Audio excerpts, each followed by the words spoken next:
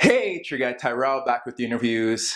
As we approach the final few weeks of the Premier League, the relegation battle is heating up. And as we look at the few teams that are in that battle, Southampton is up next on our radar. They're in the hunt and they're hoping to avoid relegation. And with the arrival of Mark Hughes, Saints fans will be hoping that he can keep them up. How will he be able to do it? Can he improve the defense? Will he be able to get something going up front and provide Saints with goals? How will he do it? And if so, will there be changes? Will there be a tactical change? Will they need a system change? Don't worry, here at the interviews, we've got you covered. So on this edition of the interviews, we're going to briefly break down how Mark Hughes could help Southampton avoid relegation.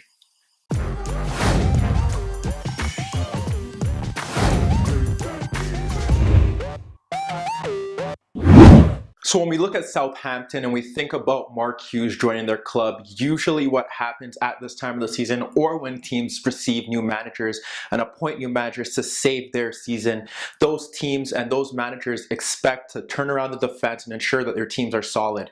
For Southampton, they need a bit of both. Defensively, they struggle. Offensively, they don't really offer anything. What's been wrong? When we look at the board, we have Southampton in the red. They usually play a 4-2-3-1. In recent weeks, it's been Carrillo up front. Behind him has been Tadic. They've had James Ward-Prowse, and they've had Redmond on the flanks. And in midfield, it's obviously changed between Højbjerg, Lamina, and Romeu. At fullback, you've seen Cedric and Bertrand. What do they do right? Well, their best threat is down the left. It was Bertrand and Redmond combining.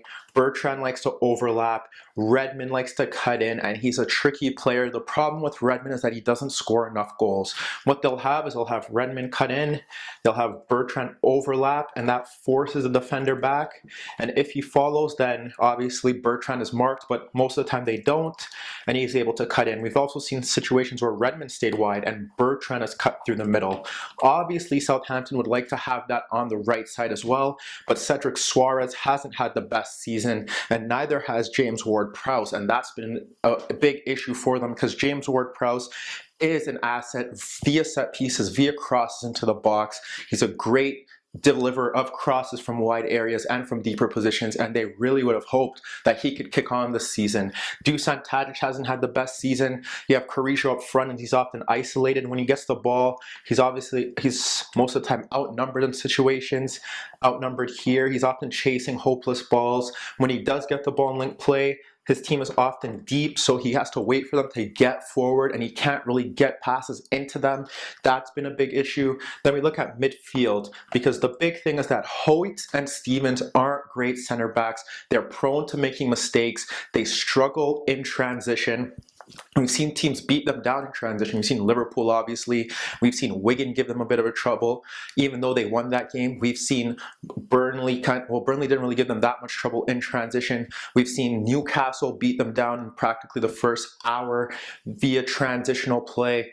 They need something in midfield. Højbjerg and Lamina hasn't worked out, and they don't protect the back four well, and they don't really offer much in terms of creativity. They haven't really broken defensive lines. They haven't really controlled the tempo of the games. They look better when Romeu's there because he sits a bit deeper, and whatever they get from Lamina or whatever they get from Højbjerg has been a bonus, but they haven't really gotten much from them. So when you look at Southampton, what you can really do to stifle them out is sit a bit deeper. We've seen Burnley, for instance, just drop a bit deeper, have their fullbacks and wingers stay wide, ensure that nothing comes down the flanks, and they've really coped well. With Mark Hughes coming in, he has a big job on his hands. They need to win a few games to obviously avoid safety. They're in that mix. What can they do? One of the strangest things about Southampton this season is they haven't really used Gabbiadini. And what we've seen in the first game with Hughes is that they've switched to a 4-4-2.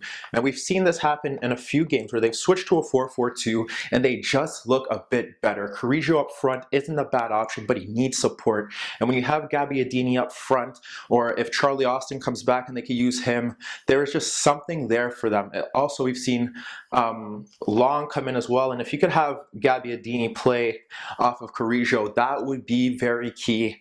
And it's just because you have two bodies up front, it doesn't really change the system.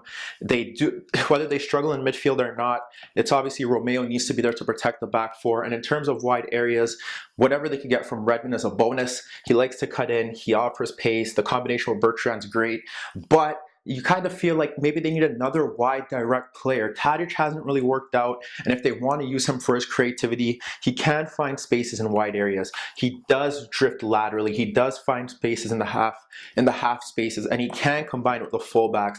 But they have wide options that if Redmond isn't working out, if Tadic isn't working out, they could bring on Boufal, who likes to pick up the ball and run at defenders. And they have Sims who could do the same thing. And we just look at the overall structure of the team. If they could get Romeo to sit deeper and ensure that teams don't attack their center backs as frequently, and they could provide service up front for Carrillo or have someone closer to him like Gabbiadini, then maybe their wide play could work out. Maybe they could get something going there, and then maybe their season will be saved. But at the moment, they need someone in the center of the pitch to protect that middle. Going up front, they need someone closer to Carrillo. And from the wide players, if they could get anything from them, Redmond and Bertrand bombing forward is their biggest strength. And if they could get Cedric going on the right and find a partnership with Tadic, Sims, or Boufal, Southampton's season could be saved. But we'll have to see what Mark Hughes can do, and for his sake, hopefully he could keep Saints up. But let me know what you guys think. Meet me in the comments below. Don't forget I upload videos every day, and don't forget to subscribe to my channel. And that was your daily dose of the InnerViews.